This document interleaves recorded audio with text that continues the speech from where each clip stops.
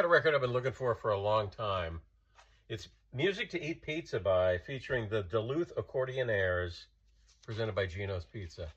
Yeah, not easy to find. And I got it through Discogs, and there's a want feature, a want list. If it's not for sale, you can click want list and you'll get an email alert when one pops up.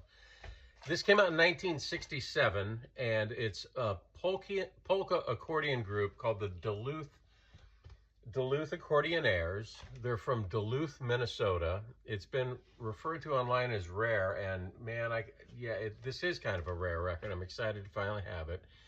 Geno's was based in Duluth, Minnesota, and the marketing idea was Geno Palucci's, the founder of Jenospizza.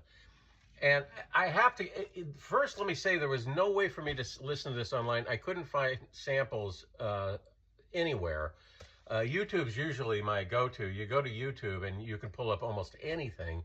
And also on Discogs, down at the bottom, there's video samples. Usually you can hear almost anything you want, or snippets of it. I couldn't. So I was assuming this was going to be very stereotypical, old-fashioned Italian accordion music. Think the red checkered tablecloth and the big empty wine bottle with the melting candle wax down it. But it's a little more progressive than that. I was kind of shocked when I played it. Like, the Duluth Accordionaires didn't realize they were just doing a promotional record for Jenospizza, and some of the songs don't really sound Italian-y, if that's a real word. It almost sounds like they were doing their next record. And I'm surprised that Geno didn't say, hey, boys, I'm looking for stereotypical, the red checker tablecloths. Anyway, wonderful addition, putting it in the exotica section. Where else would you put this? Next up, another one for the exotica section, the Fantastic Plastic Machine, Harry Betts. It's a jazz trombone player and trumpet player and film scorer, Harry Betts. He played in Stan Kenton's orchestra. And it's a movie, it's a documentary, I think, about surfers. I've never seen it. I never will, don't care. I'm just in it for the music. It's an all-instrumental soundtrack, mid-60s sounding, not late 60s. There's no Hendrix and Sly Stone influence here. This is solid mid-60s surf rock. There's fuzzy guitars, there's bongos. If you like the Hawaii Five-O soundtrack, if you like Burt Bacharach, if you like the guitarist Howard Roberts albums, which are all fantastic, I love, try this. This is a lot of fun. Probably not the easiest to find, but it didn't break the bank. It was like 25, 30 bucks, I think. Next up, a third record that's going in my exotica section, Bill Page, The Sound of the Sonic 60s. This is also an instrumental record. It covers pop hits of the era with sparing use of electronic effects and wah-wah guitar.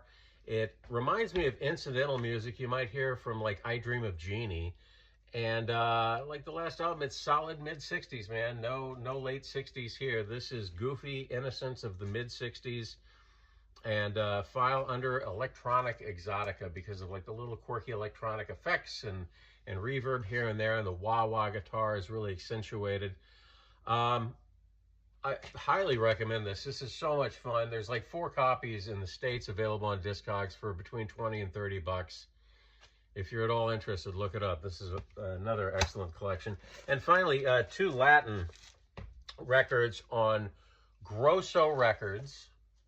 This is Afro-Cuban Roots of Boogaloo, Coco May, and also Afro-Cuban Roots of Boogaloo, Sugar's Delight. They're on Grosso Records, which specializes in vintage Afro-Cuban, Latin jazz, Boogaloo, and it's a combination of a lot of, as you would expect, different Latin musics, which came together to form Boogaloo, which was a 60s kind of Latin soul music. There's Descarga here, which is Cuban jam session music. It literally means to discharge or unload.